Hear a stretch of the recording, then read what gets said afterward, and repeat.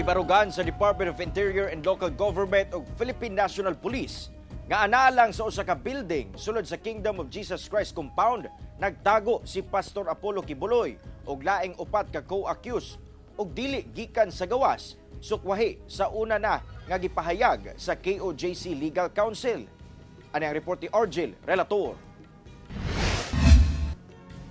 Nakatabon ang tibuok na wong ug ulo dihang gipresenta sa media si Pastor Apollo Kibuloy sa kauluhan.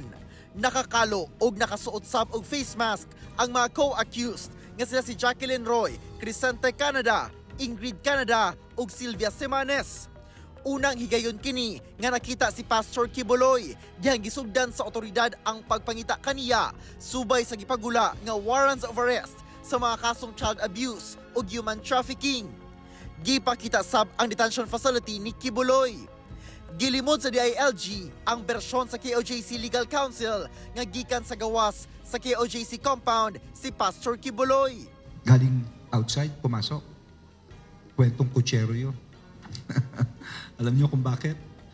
Nasa labas ka na, di tumakas ka na. Nasa loob ka na, papasok ka pa ulit. Dito ka na magsumurrender kung nasaan ka man. Gibutyag ni Brigadier General Nicolas Torre III nga sa Bible School sulod sa KOJC compound matud pa nagtago si Kibuloy. Doon talaga sa Bible School. Okay? Sa Bible School. Ang formal name noon is ACQ College of Ministry. At yun ay aming nasurround na for the past how many days. Alam na namin kung nasan siya eh. Alam na rin na nandiyan kami. Diyang nakita na matud pa sa KOJC ang kadaghana sa mga pulis ni adtong Sabado pa lang sulod sa KOJC compound, labi na sa College of Ministry alang sa ikasang final assault sa PNP. Didto na matud pa nagpadala og feelers para mag-surrender si Kibuloy.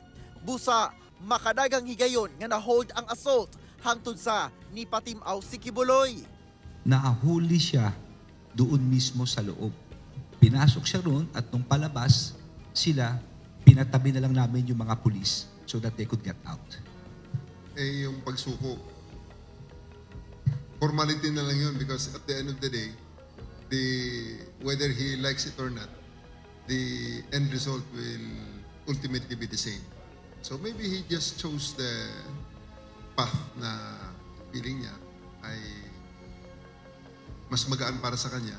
Sabi ni Nick Checa, we will put a pressure on them, give them 24 hours. And tama si Nick, we will assault ang That's the last term that, na pinaalam ni General Torres sa akin, sir, permission to assault yung building na sabi ko. Subayon sa batod pa sa DILG ang mga giingong dunay kasayuran kung asa nagtago si Kibuloy.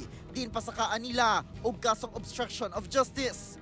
Nakatakdang ikumit na sa korte ang mga akusado. Ako si Argel Relator para sa One Mindanao.